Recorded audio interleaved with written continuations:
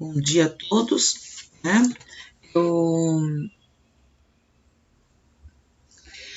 Eu queria que vocês abrissem lá na página 5. Nós temos não, perdão, vocês é outra apostila, estou com a apostila do segundo lá na frente. Mas era na página 5 também. Nós temos a página 5. Semana passada nós vimos sobre iluminismo, né? Lembram que eu passei para vocês que era a ideia do humanismo, né? O que o humanismo trazia de características e o que ele representava para esse registro na literatura.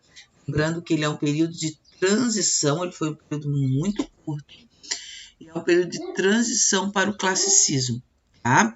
Então, hoje nós vamos tentar corrigir todas as atividades que eu deixei para vocês. Sobre o humanismo, para que fique bem claro em relação a isso para vocês, tá? Porque nós temos, no humanismo, nós temos um autor muito importante, que é o Gil Vicente, né? Os teatros vicentinos, como eu falei para vocês, nós vimos as obras dele lá, né? Então, muitos autores, muitos escritores, enfim, eles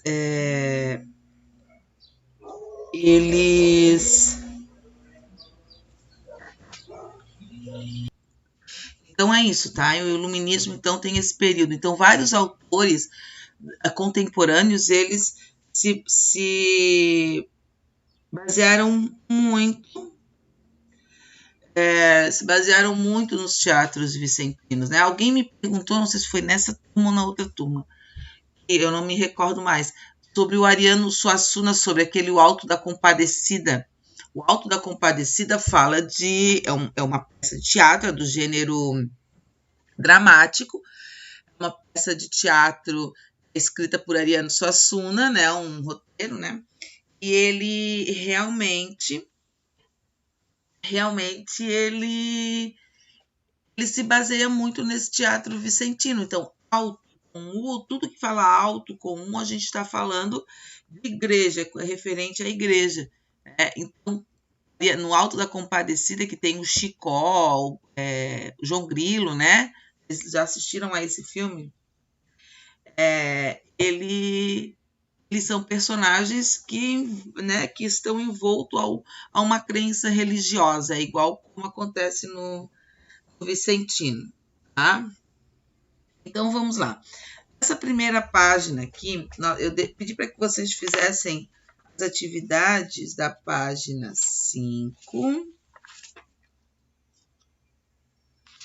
a 9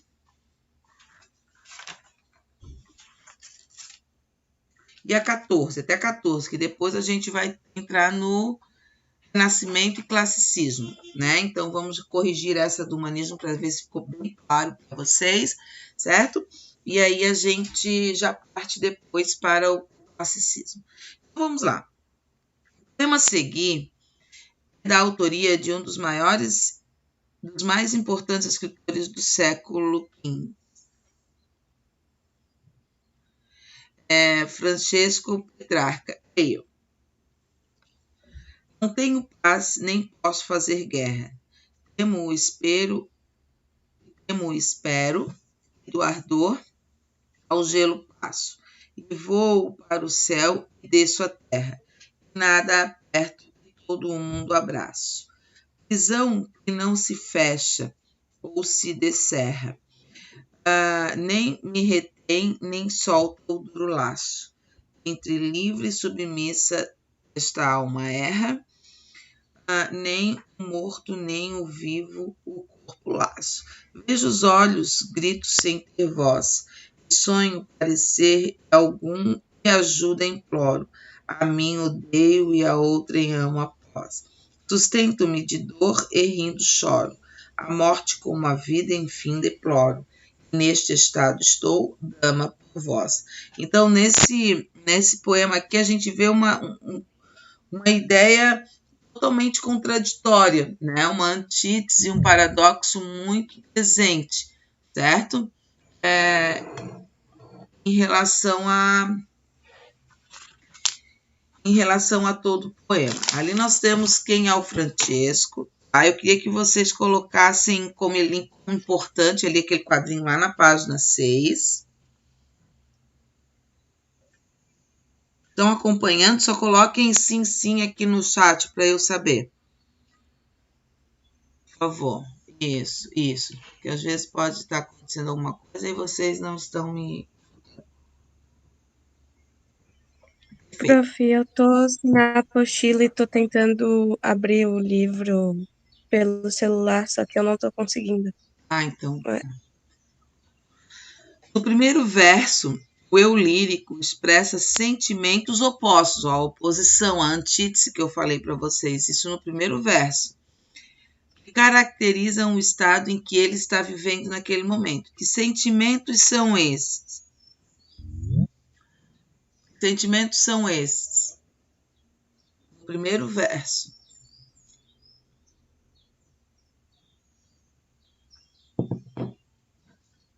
Eles são opostos.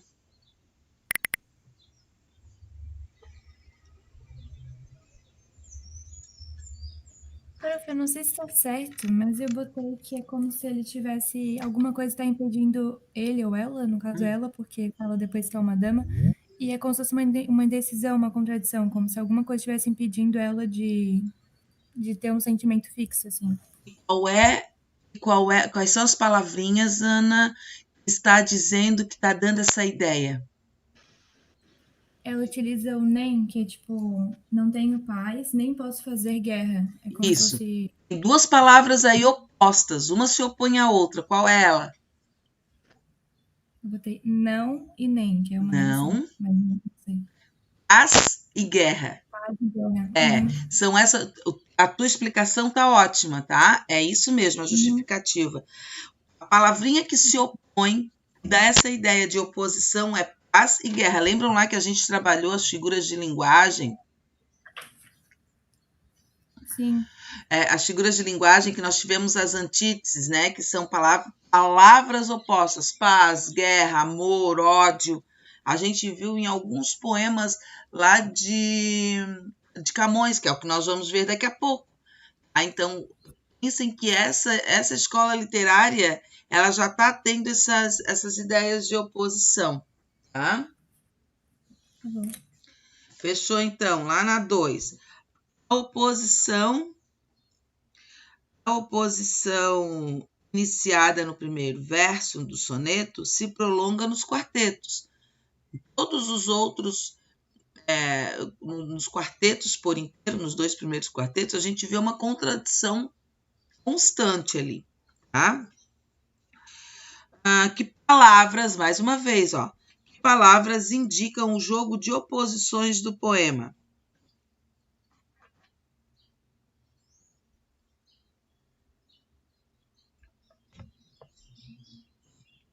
Maria Eduarda Freitas? Arrisca?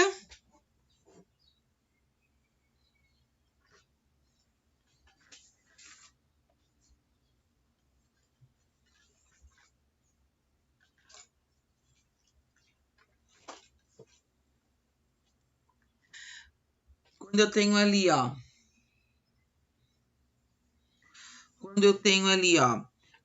ardor e gelo. Ardor vem de arder, tá?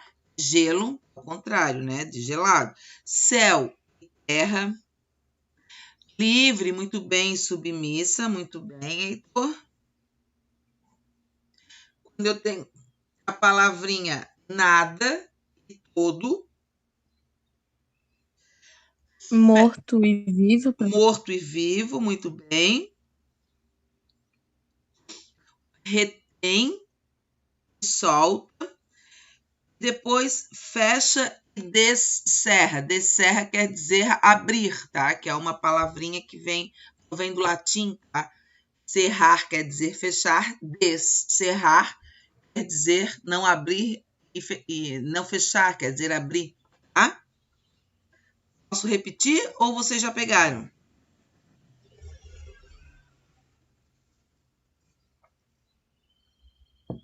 Fechou então. Qual é a justificativa exposta no poema para que o eu lírico... Lembram o que é o eu lírico? É o sentimento do autor, né?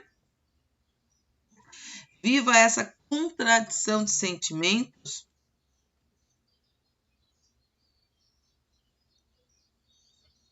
aí aquela justificativa que tu colocaste, Ana, na primeira, para colocar aqui, tá?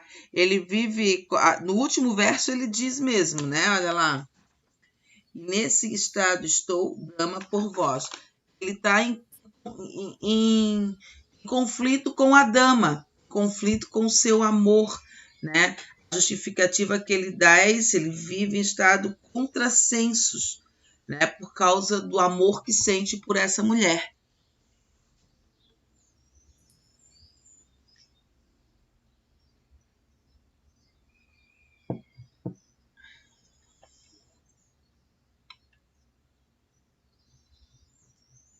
Lá na 4.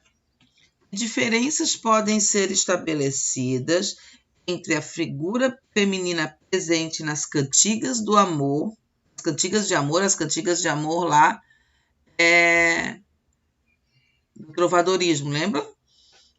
Trovadorescas, e essa que aparece no poema.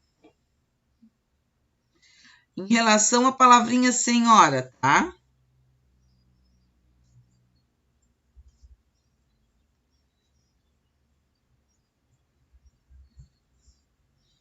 Quando ele fala em senhora, ele fala, quando ele fala livre e submissa, né? Quando ele fala da senhora do ponto de vista trovadoresco, né, da cantiga de amor, é como se ele colocasse um respeito diante da dama e que era o amor impossível, né? Então, por isso ele tinha que colocar esse... né, se dirigir a ela com todo o respeito. Já no poema que nós lemos agora, ele fala da mulher, a dama, né, da senhora, como uma coisa de contrassenso, como uma coisa de não saber sobre o sentimento que o amor traz para ele, que esse amor traz para ele. É essa a ideia que ele está tendo ali. Tá? Conseguiram pegar? Pode repetir, prof. A 4.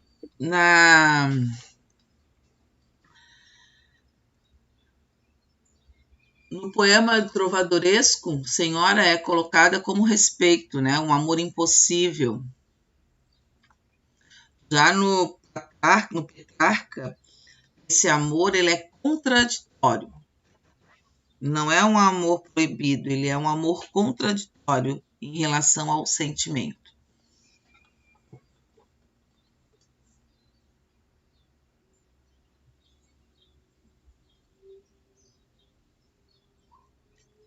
Fechou? Gente, ali no humanismo nós temos a contextualização histórica, tá? Ali vocês podem colocar como importante toda essa parte aqui, primeira, tá? Aí depois vocês podem colocar na página 7 o segundo parágrafo,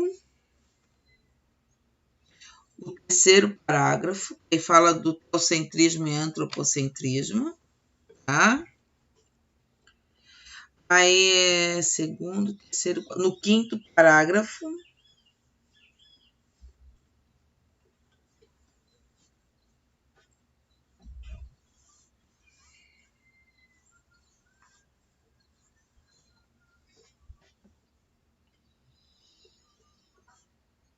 e foi isso. Aqui embaixo ele fala sobre a Divina Comédia, né, de Dante Alighieri.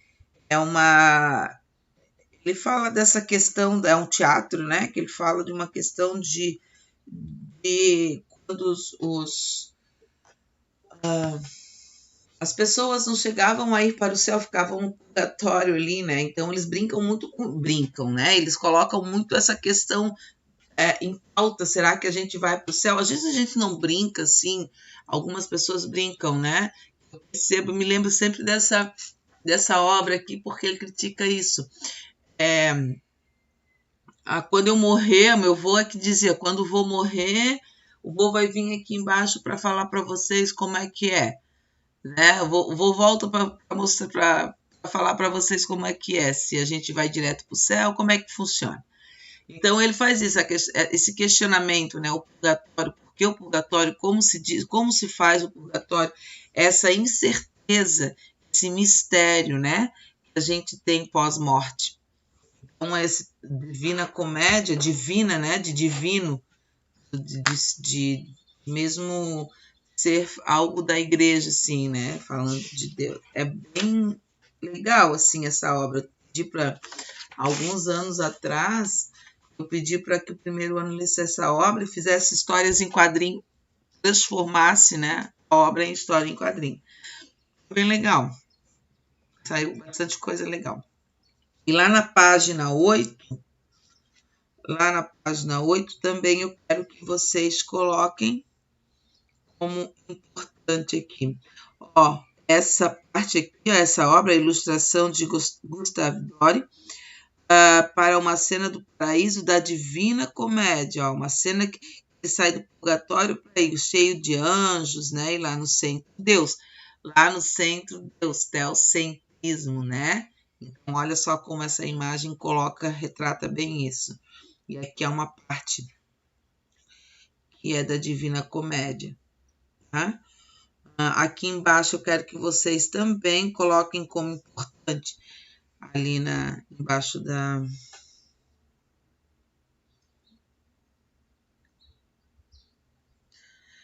Ali, manifestações literárias do humanismo português, nós já falamos lá no nosso slide, aqui não tem, tá? A poesia palaciana, coloquem como importante tudo, tá? Principalmente no último período lá que diz assim, ó, era recitada nos serões, que são os saraus. O que são saraus? São eventos culturais, quando as pessoas demonstram ali suas poesias, seu teatro, e acontecia muito isso nos passos, ali dos palácios, que é aquele espaço que tem no palácio, né, onde tinha um coreto, onde aconteciam essas apresentações. Também, ó, colocar tudo isso aqui como importante, que é característica da poesia palaciana. A crônica historiográfica, que aí é todinha de Fernão Lopes, né? Ele vai falar do dia a dia, do momento histórico que está acontecendo, certo? Podem colocar tudo referente a ele, como a gente colocou lá nos nossos registros. Coloquem tudo como importante, tá? Depois, teatro. Aí ele é representado principalmente por Gil Vicente, com o Teatro Vicentino. Aí nós vamos ver aqui também como importante, porque são características, como eu coloquei lá para vocês na explicação. Tá? Fechou então. É isso que vocês têm que grifar. Pedro entrou agora, Pedro? Mais alguém entrou que não colocou o ok aqui?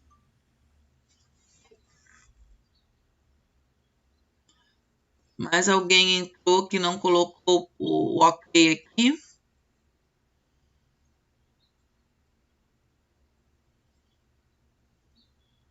Não? Gente, não esqueçam, por favor, de colocar o okzinho aqui, tá? Porque a gente passa isso tudo aqui para a Jaque, é importante.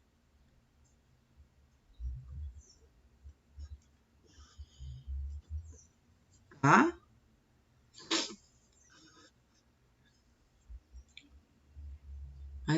Mais alguém entrou e não colocou o seu ok aqui? Não? Quem não colocar recebe a falta, que eu não estou vendo aqui, tá? Bom, leia o poema e responda as perguntas propostas. Alguém pode ler aquele poeminha para mim ali, por favor? Eu posso ler, prof.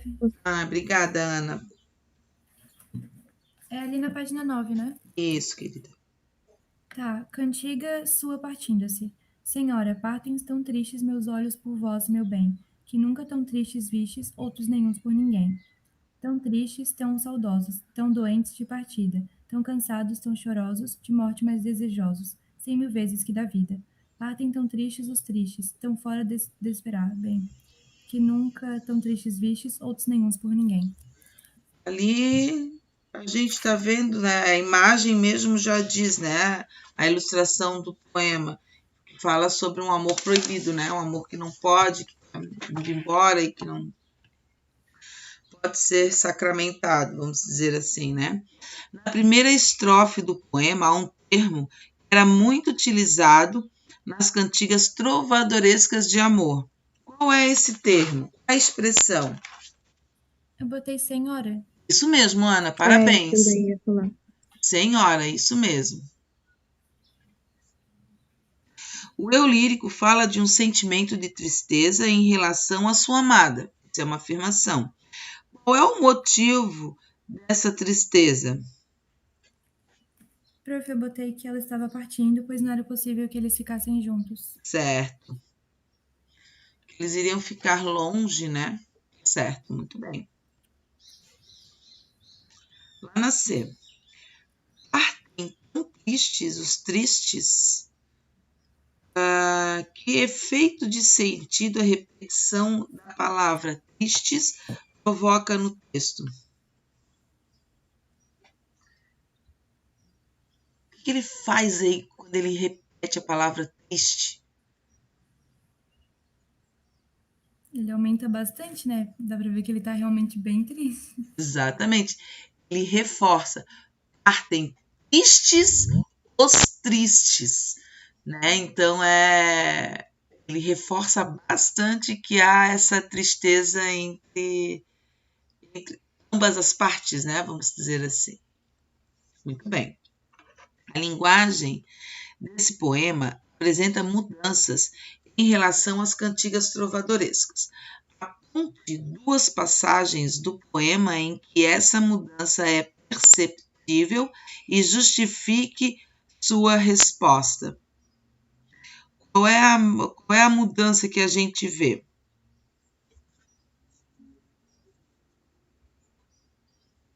Vocês percebem?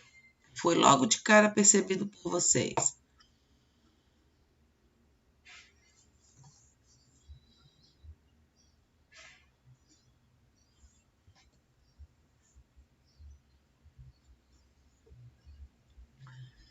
É pessoal essa daqui, tá? Mas eu vou dar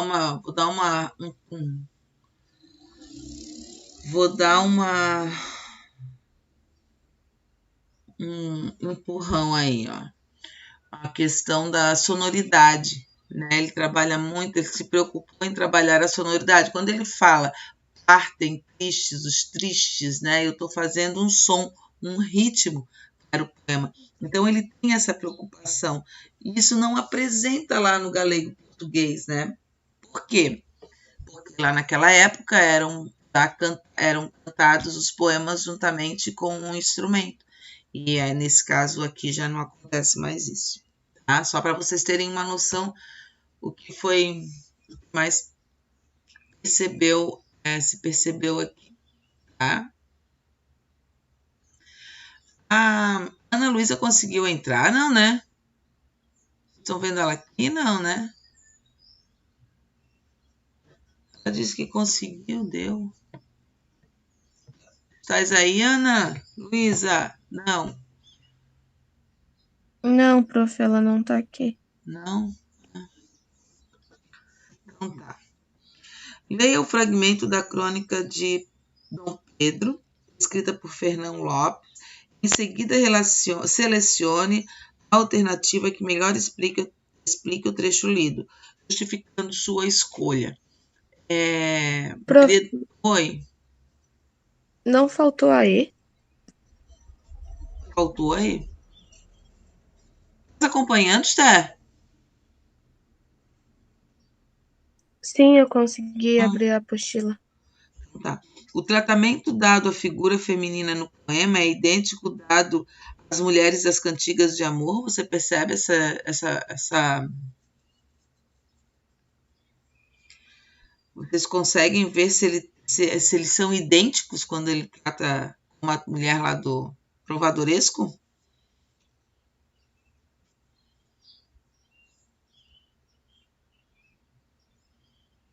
Há essa percepção? Eu acho que não, ele não trata igual. Exatamente, ele não trata. E como é que ele trata? Ó, nesse poema aqui, o eu lírico se volta para a senhora de modo respeitoso, mas sem a vassalagem amorosa, sem a submissão, sem que né, ele fala da senhora, mas não de forma submissa, como acontecia lá no poema nas cantigas de amor, né, trovadorescas, tá?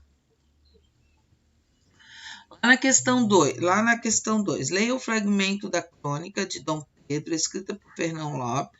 Em seguida, selecione a alternativa que melhor explique o trecho lido, justificando sua escolha. Alguém pode ler ali para mim?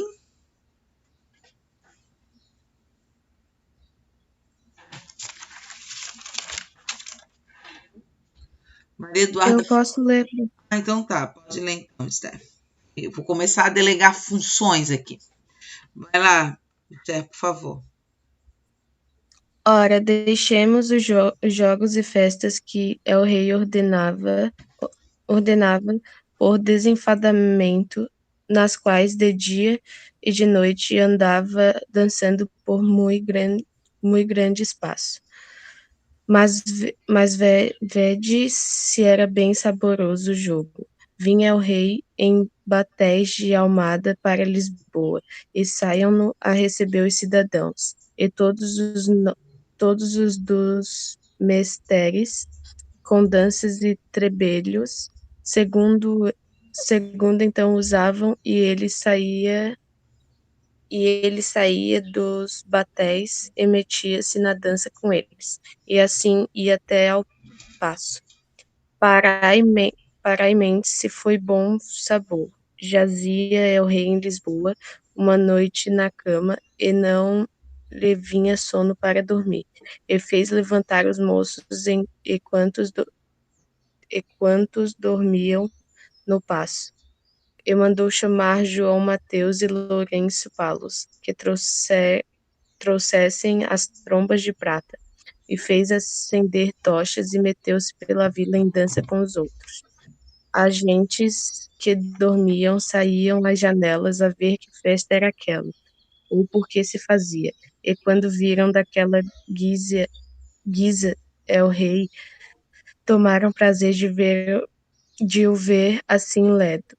E andou El Rei assim, grande parte da noite, e tornou-se ao passo em dança, e pediu vinho e fruta, e lançou-se a dormir. Bem, aí nós temos as palavrinhas, né, que algumas ainda bem distantes do nosso vocabulário, né, mas, gente, então vamos lá. O fragmento revela uma das marcas da crônica História de Fernão Lopes, o elogio dos feitos heróicos de rei e nobre. O estilo de Fernão Lopes procura evidenciar o lado humano e divertido dos reis, sem se preocupar com a veracidade dos fatos. A visão dessa crônica está totalmente centrada na figura real, mas não se limita a ela. O povo também atrai a atenção do cronista. Qual das alternativas aqui cabe melhor para o texto lido?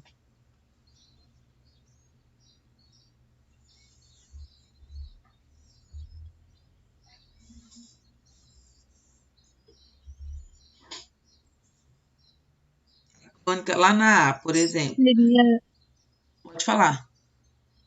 eu ia falar B. A letra B. O estilo de Fernão Lopes procura evidenciar o lado humano e divertido dos reis, sem se preocupar com a verdade dos fatos. Veracidade quer dizer verdade, tá? Não, ele vai buscar essa verdade, certo? Porque é uma crônica, ó, historiográfica, né? Olha lá, crônica histórica. Então, ele vai trabalhar, quando é uma crônica, ele vai tentar olhar o real para descrever aquilo. É Esther. Então, a que cabe melhor ali é a letrinha C, né, que a crônica aborda uma passagem de vida de Dom Pedro, né, destacando seu comportamento e sua sociabilidade, mas faz descrevendo a alegria do povo nos momentos em que o monarca está contente.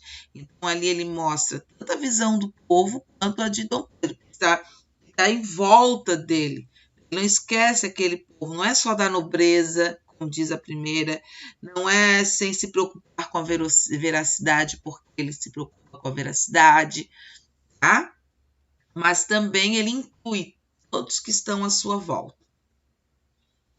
Teatro Vicentino.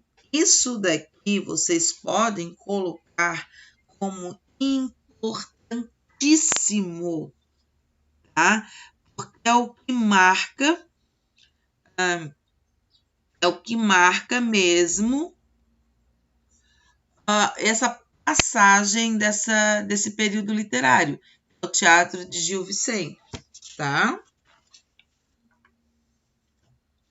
Aí ali, como eu coloquei no grupo, como eu coloquei lá nos slides, gêneros teatrais que Gil Vicente trabalhava eram os autos, né? E as farsas, ok? Então, os autos é quando ele fala sempre passagens bíblicas, como ele está colocando ali, né? Sempre dando uma moral, apontando. Ele não dá nome, os personagens dele são muito genéricos, né? Que nós vamos ver ali no trechinho. Então, ele não fala o fulano, o ciclano, dá nome. Ele diz o sapateiro, o padeiro, o padre, mas ele não fala exatamente, né? Quem é quem, tá? Pode colocar ali como importante também os autos e as farsas. E as farsas é um gênero que retrata a sociedade daquela época, né? É só umas situações engraçadas que acontecem no dia a dia, tá? Ele consegue colocar.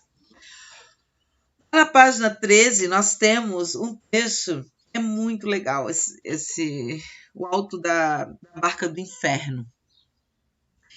Eu vou delegar alguns autos, tá? E vocês vão se colocar em equipe, claro que sim, à distância, né? Conversar, e vocês vão apresentar o livro, esses autos para mim em aula.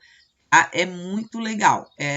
Já que a gente não pode fazer isso presencial, nós vamos fazer por aqui, tá? Mas depois agora essa semana a gente está atribulado por causa dessas provas de recuperação e segunda chamada, então depois eu vou organizar lá para o final do bimestre, daí vocês vão apresentar. Os autos, eles são curtos, eles não são grandes, tá? São gêneros curtos, então é bem simples a leitura e a análise dela, e enfim. Ali eu tenho, como eu falei para vocês, ó, tem a barca do diabo e a barca do céu, do anjo, né? Então, quem faz as coisas, eles estão tudo no purgatório ali, esperando aonde ele vai. Daí ali eles começam a discutir o que o fulano fez, o que o ciclano fez, e ali determinam quem vai e quem não vai para a barca do inferno ou do anjo, tá? Aqui é um trecho do sapateiro. Eu queria duas pessoas aí, um para representar o sapateiro e um para representar o diabo. Quem gostaria? Eu posso ler, prof. A Ana. O que, Ana? Qualquer um, pode ser o sapateiro. Sapateiro, tá. Mais alguém? Posso posso ler? ler também. Quem falou eu posso ler Pode também? ler. O Heitor? Se quiser ler, Esther, pode ir de boa. Pode ler, Esther, já que o Heitor saiu de banda. Porque senão a gente tem Não, que... não, eu posso ler, professora. Só tô Então tá. deixando Então lê, claro que Heitor. Eu se ela quiser ler. nunca vejo tu ler. Eu gosto da tua voz, tão Puxa. lindo. Então tá. A Ana é o sapateiro, Ana, e o Sim. Heitor é o diabo. Vai lá. Vem o sapateiro com seu avental e carregado de formas, chega ao batel infernal e diz: Ou da barca. Quem vem aí, santo sapateiro honrado, como vens tão carregado? Mandaram-me vir assim, mas para onde é a viagem? Para a terra dos danados. E os que morrem confessados, onde tem sua passagem? Não cures de mais linguagem, que esta é tua barca, esta. Renegaria o da festa e da barca e da barcagem, como poderá isso ser confessado e comungado? Tu morreste excomungado. Não quiseste dizer, esperavas de viver. Calaste 10.000 enganos, tu roubaste bem 30 anos o povo com teu mistério. Pois digo-te que não te quero. Então, que te pese, agir, se. Quantas missas eu ouvi, não me hão elas de prestar? Ouvir missa, então roubar, é caminho para aqui. E as ofertas que darão, e as honras dos finados? E os dinheiros mal levados, que foi da satisfação? Vocês estão percebendo qual é a briga entre o diabo e o sapateiro? Como que eu vou para o inferno se eu pago meu dízimo, se eu vou à missa todos os domingos, se eu pago, se eu me confessei, tive a unção dos enfermos, se eu me confessei, isso tudo ele está questionando o diabo. Como é que eu fiz? Mas o diabo tinha sempre uma retruca.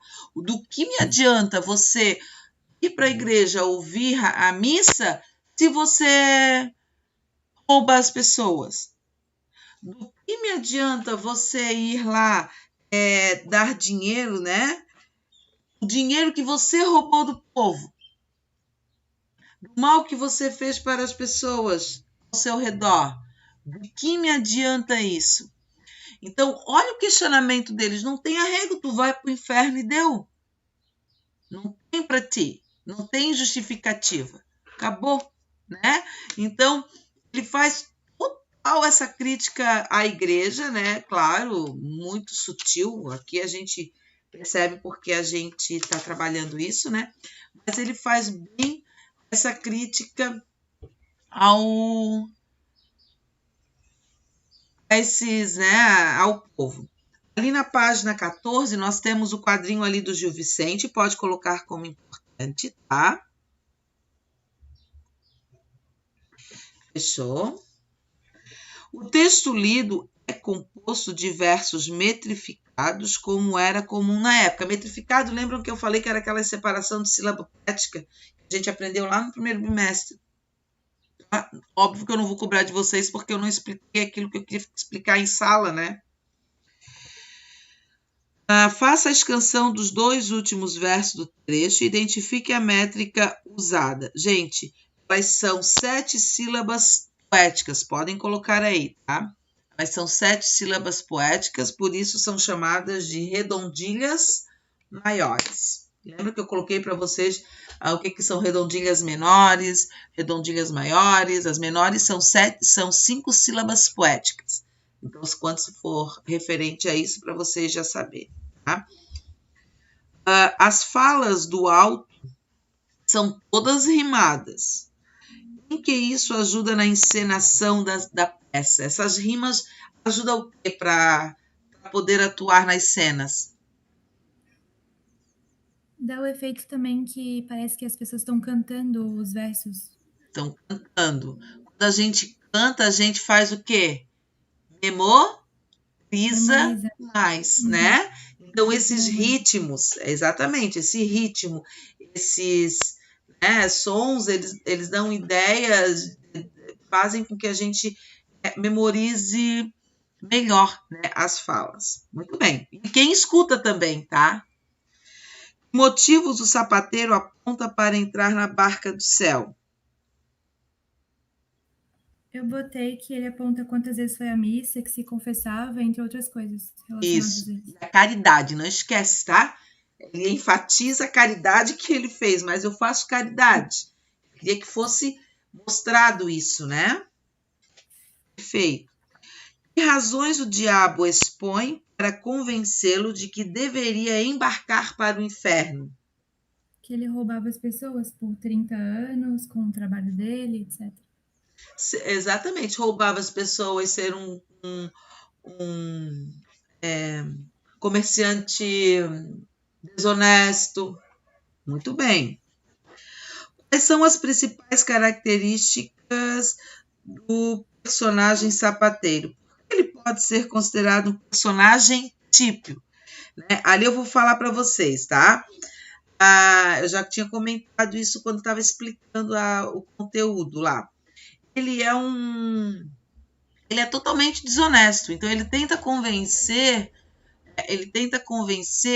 o diabo de que ele não é desonesto, que ele faz as coisas como a igreja pede. Ele segue todos os mandamentos da igreja, como coloca, mas saindo desse contexto de igreja, da religião, ele não aplica no seu dia a dia. Tá? É isso que ele está querendo dizer. Por que ele é considerado um personagem tipo? O que é um personagem tipo? É quando eu dou um nome, não tem um nome próprio. Olha ali, na peça ele é colocado como sapateiro. Não é o sapateiro Pedro, não é o sapateiro João, é somente sapateiro. Porque esse personagem tipo, ele caracteriza outras pessoas. Quem assiste a peça, por exemplo, se identifica com o personagem. De repente, quem estava assistindo lá se identificou em algumas ações. Poxa, eu vou à igreja, mas eu faço isso, eu faço aquilo. Entendem? Então, ele não deu nome ao personagem. Isso é personagem tipo. Uma característica que se dá ao personagem que outras pessoas tentam se identificar. Tá? Em 2011, o artista Laudo Ferreira transpôs para a linguagem os quadrinhos O Alto da Barca do Inferno. Faça a leitura da imagem que encerra o alto para responder ao que se pede. Ali nós temos a imagem, né? A terra em cima, enfim, e a barca indo para o inferno. Identifique na imagem os recursos utilizados para caracterizar cada uma das barcas. A do céu e a do inferno. Olha lá. Caracterizar, tem a barca do céu que está apontada para o céu, né? E ela é mais clara, iluminada, certo? Enquanto na barca que é voltada para o diabo, ela é avermelhada, ela é mais escura. Então, essas são as características que ele dá para ambas as. Como a escolha das barcas contribui para essa caracterização? Por que ele contribui para essa caracterização? Dessa ideia?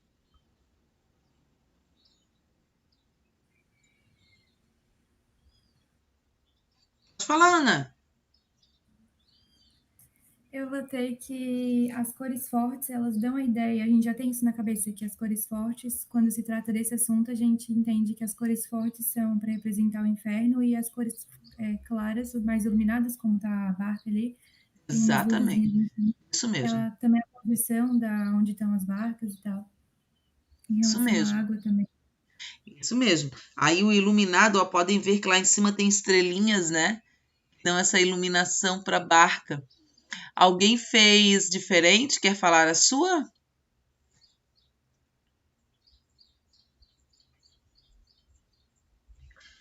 O Alto da Barca do Inferno foi escrito há aproximadamente 500 anos. Discuta com o professor e os colegas. É possível afirmar que algumas das questões abordadas nessa peça continuam atuais, gente? Podemos dizer que isso continua atualmente?